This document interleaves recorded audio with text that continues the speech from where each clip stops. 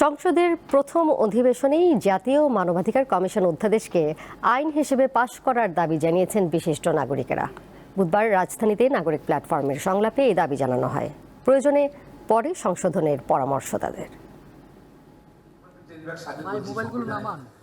নাগরিক প্ল্যাটফর্মের আয়োজনে বুধবার জাতীয় মানবাধিকার কমিশন নিয়ে নতুন সরকারের কাছে প্রত্যাশার কথা বলেন বিশিষ্ট নাগরিক ও নতুন কয়েকজন সংসদ সদস্য। ওদের প্রচেষ্টা নিয়ে আসা দরকার, সেটার আগ্রহ কিন্তু। সেখানে সিপিডির সম্মানিত ফেলো দেবপ্রিয় ভট্টাচার্য বলেন, দোষ ত্রুটি থাকলেও অন্তর্বর্তী সরকারের করা জাতীয় মানবাধিকার কমিশনের অধ্যাদেশ পাশ করার এখনই সময়। এই অধ্যাদেশের ভিতরে অনেক দোষ ত্রুটি এখনো আছে, আগামী দিনে এগুলিকে সংশোধন করা প্রয়োজন। কিন্তু আমরা যদি আবার পুরোটাকে একবার খুলে ফেলি, তাহলে এখান থেকে যে এতদিনের যে পরিশ্রমের এটার ভিতর দিয়ে গেছে, বহু দশকের পরিশ্রম এবং অভিজ্ঞতার ভিতর দিয়ে গেছে, সেগুলো আবার শূন্যতে চলে না যায়। অন্তর্বর্তীকালীন সরকারের করা যেসব অধ্যাদেশ বাস্তবায়নের উদ্যোগ নিয়েছে সরকার, তার মধ্যে মানবাধিকার কমিশন অধ্যাদেশ থাকবে বলে জানিয়েছেন স্বরাষ্ট্রমন্ত্রী।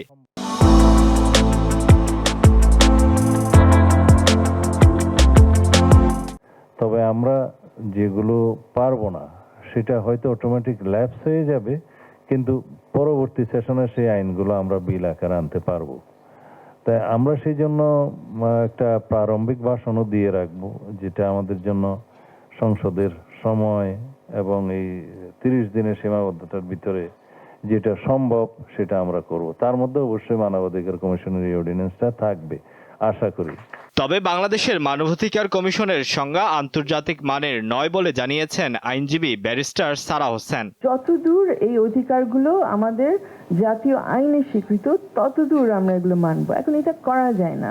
যেগুলো কাস্টমারি ইন্টারন্যাশনালতে আছে সেগুলো সবার জন্য প্রযোজ্য, সব সময় প্রযোজ্য। এখানে কোনো ধরনের লিমিটেশন, এক্সেপশন কোনো কিছুই আইন অনুযায়ী দেওয়া যায় না, কিন্তু এই সংজ্ঞার মধ্যে সেটা দেওয়া হয়েছে। এছাড়া ব্রাহ্মণবাড়িয়া 2 আসনের এমপি ব্যারিস্টার রুমিন ফারহানা, সংসদ সদস্য ফজলুর রহমান, সুব্রত চৌধুরী, নাগরিক ঐক্যের সভাপতি মাহমুদুর রহমান মান্না ও আহমেদ আজম খান এ সময় কথা বলেন। সেই প্রত্যাশা পূরণে আমরা কাজ করব। আলোয়ান খান, দীপ্ত সংবাদ, ঢাকা।